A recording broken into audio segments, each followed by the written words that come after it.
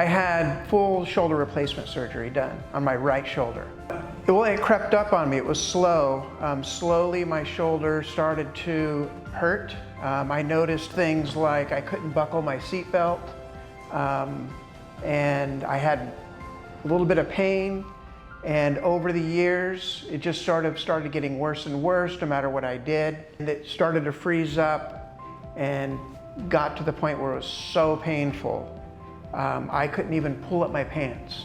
And he had basically post-traumatic arthritis, that this was the result of a football injury when he was young, a lot of soft tissue damage, a lot of cartilage damage, that he had a very tight arthritic shoulder, and that it was going to have to be replaced at some point.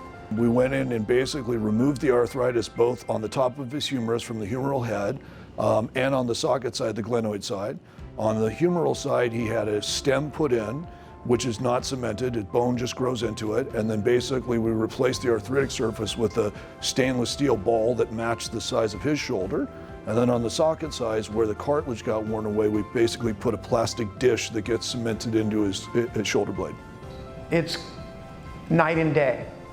My family members say that they didn't recognize me before and that the old Sal is back. I was immediately getting better.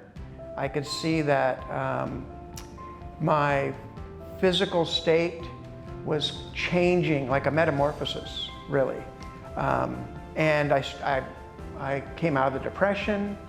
I started using my shoulder for everyday activities with no pain at all. Now he has a shoulder that's actually sitting in the correct position. The tension on the soft tissues, the muscles and the tendons is all correct now. Now that he's undergone months of physical therapy and a lot of work on his own, he's regained full shoulder function. He's gotten his complete function back. So I recommend that if you're in pain and your quality of life is starting to drop or has already, I highly recommend having that shoulder replaced. To me, it's a team effort, and I really appreciate, everybody that was involved in that, including Dr. Harwood.